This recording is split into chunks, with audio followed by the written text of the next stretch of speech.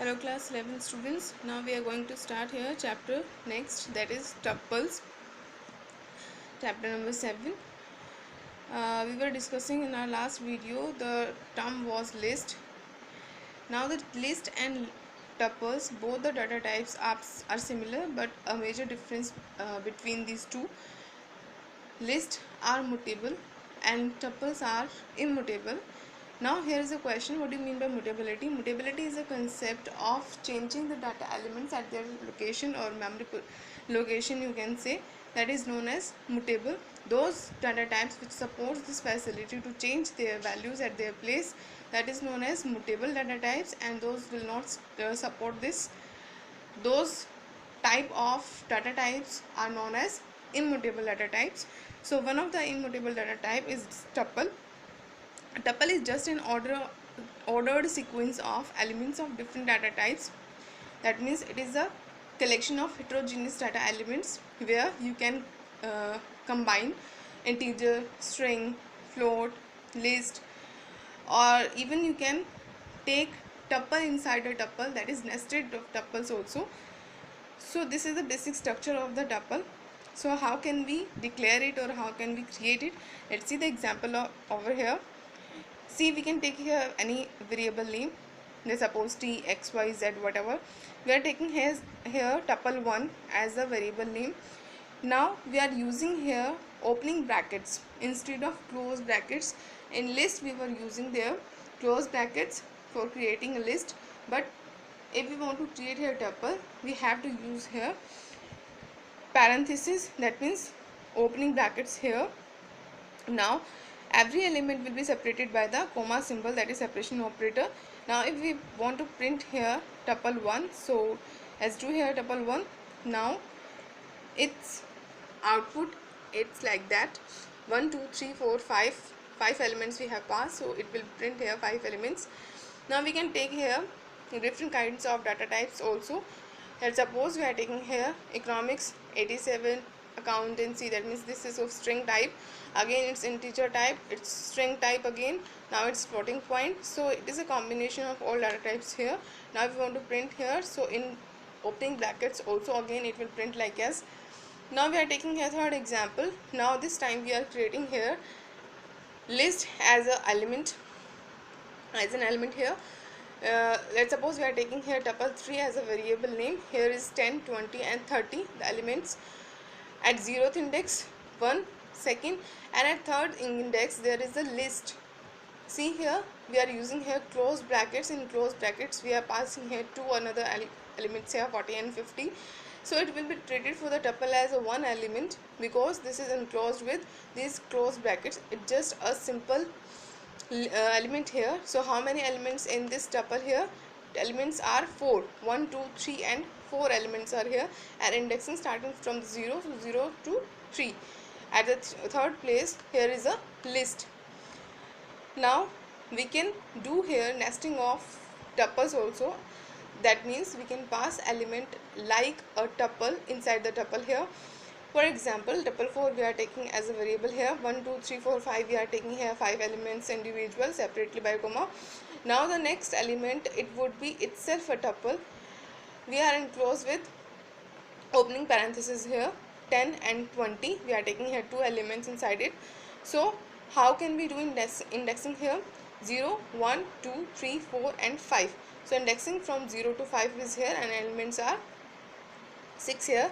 At 6th place there is a tuple which is having two more elements here, 10 and 20. So these are the declaration or creation of tuples. How can we do it? Now let's move.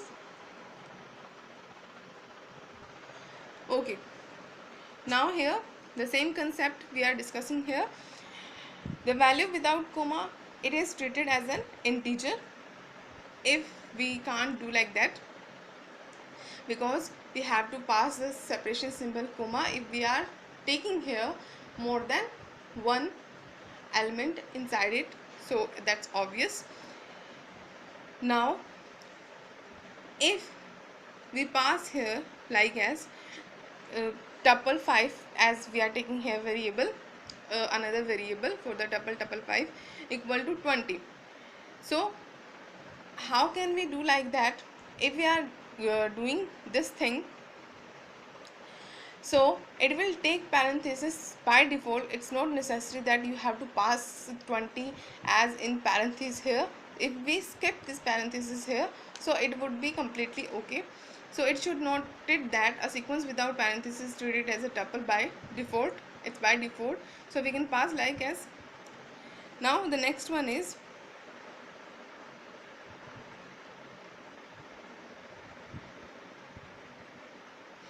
if we pass here tuple 5, if you want to print here, so it will give you as 20 as integer, because if we have only a single element, so no need to pass in parenthesis, only we have to just write like as tuple equal to, or whatever variable we are taking here, t is equal to 25 or whatever value we are giving here, so it will be printed like as an integer. It's by default.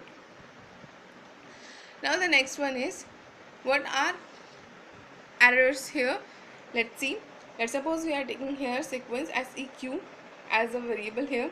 Now we are passing here 1 2 3 by separated by comma, but we are not giving here any parenthesis here, so it will give you an error here because without parenthesis here. But a sequence without parenthesis treated by tuple by itself, because we are using here tuples, it's not allowed in list, it is allowed here in tuples only. We are not taking as parenthesis. If we don't take here parenthesis, so it will count it by default as we are discussing here. If we do like it is list, so it will give you error, but it is completely okay in tuples here. So if we print here like this statement we are doing here, print sequence, so 1 2 3, it will give you in double quote in the parenthesis here separated by the comma by default here, because we are taking here more than one element here, so it will enclose with this parenthesis. If we take only one element here, it would be treated as an integer here. Now let's see next, accessing elements in a tuple. How can we access elements in a tuple here? If we want to access the same method we are following like the list here. Suppose we are taking here tuple 1, these elements we are taking. Now starting with the 0th index here, if we do like as tuple 1 of 0, so at 0th place there is value 2, element 2 will be accessed here. If we do like as tuple 1 of 3, that means we are passing index as 3, so at 3rd place there is 8, so it will return you 8. Same like as this will be followed like as. One more thing, we can do all these accessing of elements like as. Now the same concept we have discussed already, tuple is immutable. Let's see the example over here. If we do like as, we are taking here tuple 1 as a variable name and we are passing here 5 elements inside it. So if we want to assign here again tuple of 4, we are not accessing here, mind it, we are passing the value or assigning the value at 4th place in tuple also. It is completely okay in list here, but in tuple it is not be okay. It will not support because of immutability concept.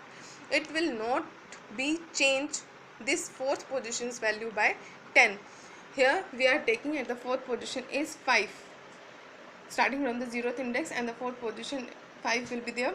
So if we pass here 10, so 5 will not be changed with 10 here in case of tuple, but in case of list we can do like as.